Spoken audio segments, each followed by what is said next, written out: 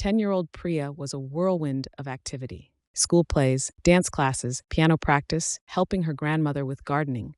She seemed to say yes to everything.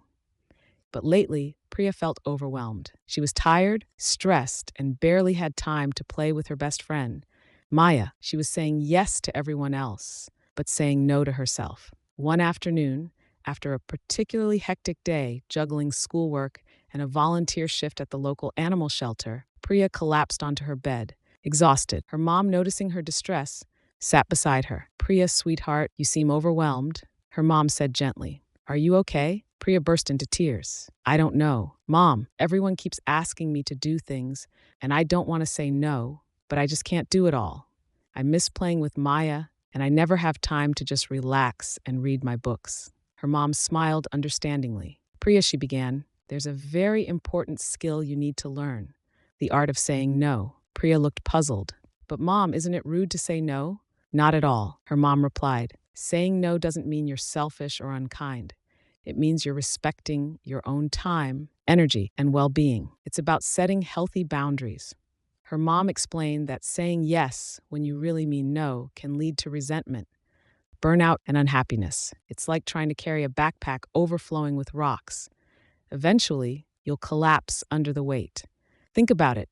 Priya, her mom continued, "You said yes to the animal shelter, which is wonderful, but it's taking away from your time to do other things you enjoy. It's okay to say no to something if it means you can say yes to something else that's more important to you." Priya thought about this. She realized her mom was right. She loved helping animals, but she also loved reading, playing with Maya, and having time to just be a kid. Her mom then shared 3 important rules for saying no. Never make up excuses. A simple "no, thank you," or "I'm not available" is perfectly acceptable. People will respect your honesty more than a fabricated excuse. Don't over-explain. You don't owe anyone a lengthy explanation for your decision. A brief and polite refusal is sufficient. The less you explain, the less opportunity there is for someone to try and convince you otherwise. 3. Don't feel guilty. It's okay to prioritize your own needs. Saying no doesn't make you a bad person. It makes you someone who understands their limits and respects their own time. Priya practiced saying no in different scenarios.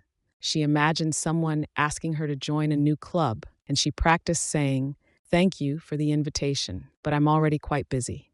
She imagined her friend asking her to help with a project, and she practiced saying, "I'd love to, but I don't have the time right now."